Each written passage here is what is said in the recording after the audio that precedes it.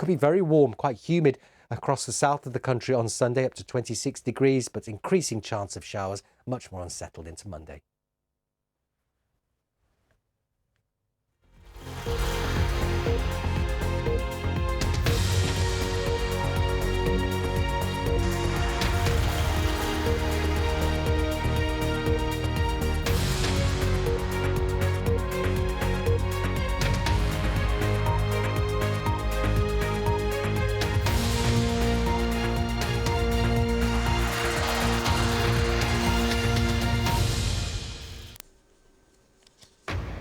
Live from London, this is BBC News. Israeli officials head back after President Biden warns Israel that the US will stop supplying some weapons if it launches a major ground invasion in Rafah.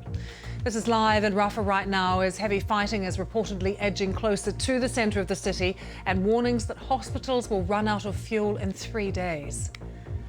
President Putin uses Victory Day celebrations to justify his war with Ukraine, saying Russians are living through a difficult period. Chinese President Xi Jinping is in Hungary, one of Beijing's closest allies in the EU, which views China with increasing suspicion. And I'll be speaking to Gary Lineker about his new sports volunteering campaign, The Big Help Out.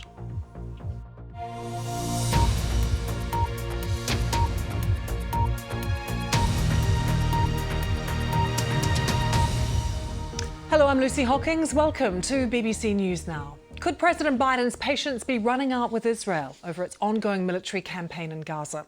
For several weeks, he's expressed concerns about Israel's planned assault on Rafah, the southern city where hundreds of thousands of civilians have sought shelter. And now he said he will not allow the US to supply heavy weapons which could be used in any such attack.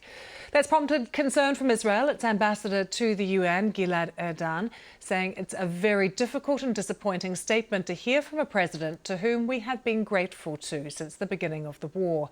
Israel's Finance Minister Smotrich, on the right of Israeli politics, rather more strident in his response. We will achieve complete victory in this war, despite President Biden's pushback and arms embargo. And Israel's far-right Interior Minister going even further, Itamar Ben-Gvir, writing on X, Hamas loves Biden. Nothing yet from Benjamin Netanyahu, but it is worth noting Mr. Biden's comments that he's not actually cutting Israel off, promising that the US would continue to give the weapons it needed to defend itself. Civilians have been killed in Gaza as a consequence of those bombs and other ways in which they go